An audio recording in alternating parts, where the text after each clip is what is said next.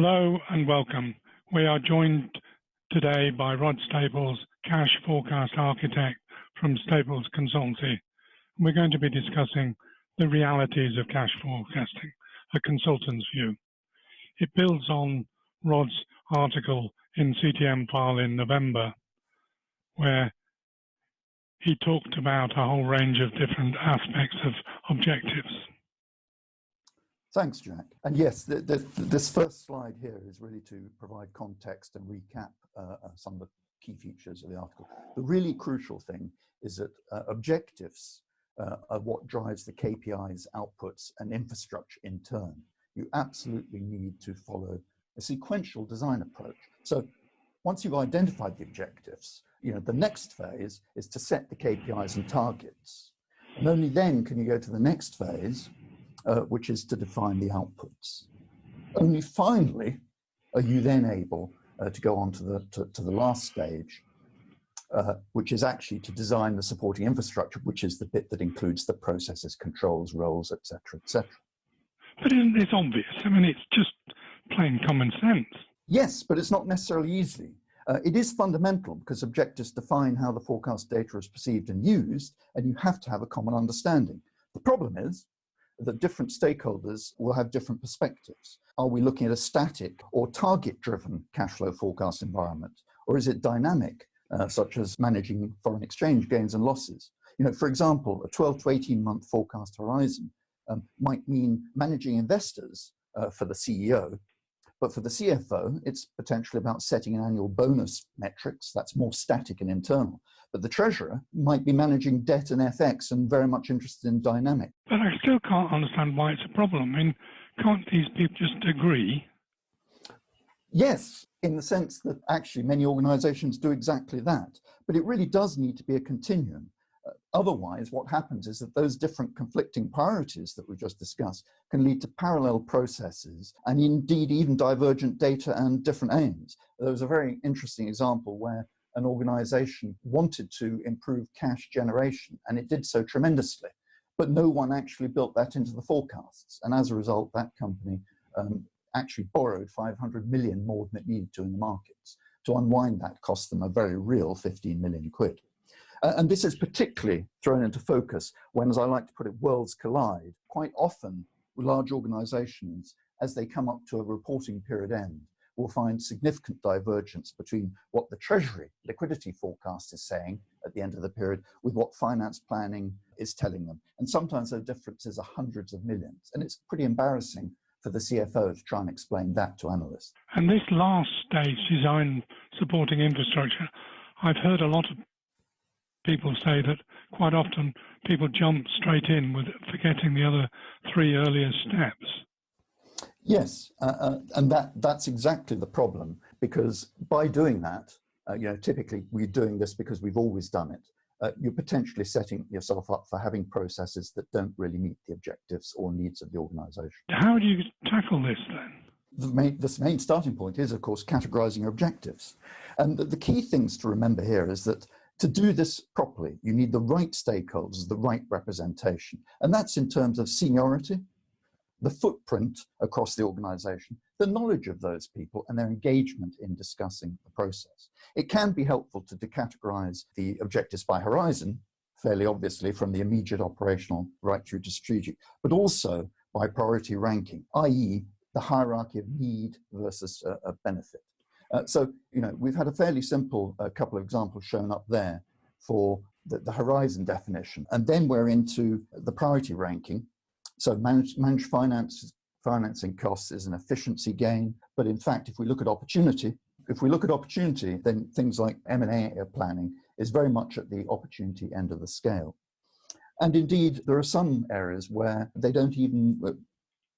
the objectives don't even necessarily fall into what most would consider to be a cash flow related objective. But nonetheless, cash flow forecasting absolutely supports very high order financial objectives such as maintaining dividend and retaining confidence.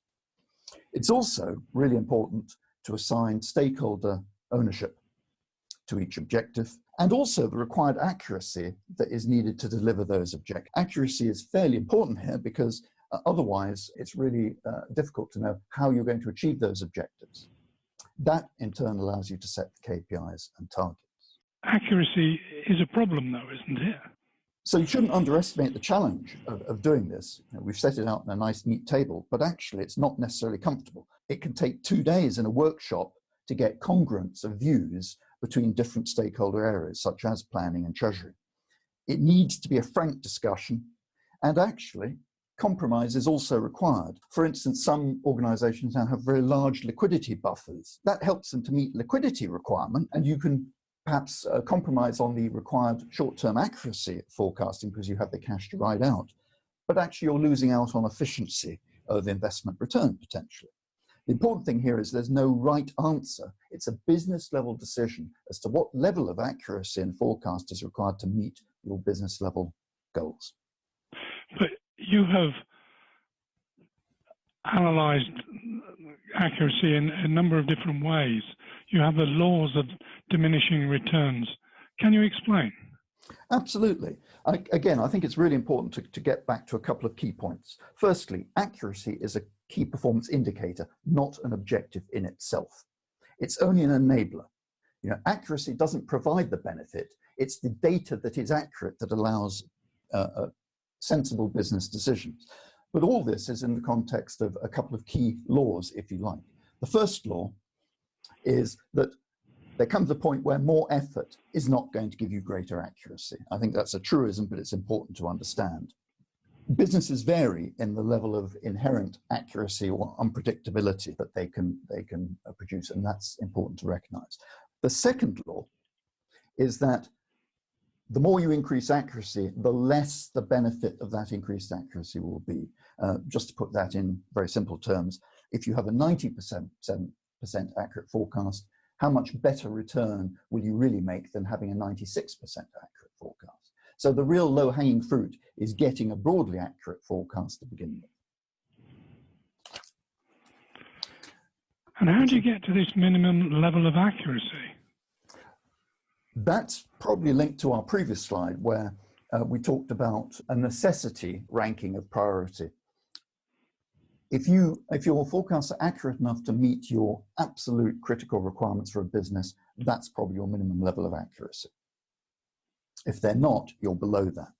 But once you've established your minimum level of accuracy, you can cross-reference between the benefit and effort to come up with a notional optimal effort of optimal effort versus return. Mathematically, that might be hard to calculate, but it's a feel for where the effort should go for what the benefit is. And in your experience, is there a obvious way of saying, well, that's about right? Yes, because, and we're moving ahead in the design cycle here, if you're meeting your KPI targets, then you should be meeting the objectives that they're linked to, and that's great. If you're constantly exceeding your KPI targets, you're probably putting too much effort in, you're getting more benefit than you need, as it were. If you're not meeting your KPI targets, you're probably not accurate enough. Sort of bringing it all together, realities of cash flow forecasting is that you've got to start with objectives and you've then got to get everybody on board and do sensible levels of accuracy. Absolutely. So what would be your final take? How would you bring all this together? Well, I think I'd go back to the first point made, which is everything should start with the objectives. They're key, rather than diving straight into trying to design an actual process. Because if you start barn door, as it were, the risk is that you'll design a process that looks good on paper, but actually doesn't meet the overall business goals that you're trying to sustain. That, for me, is the key lesson here. Thank you very much, Rod. Thank you.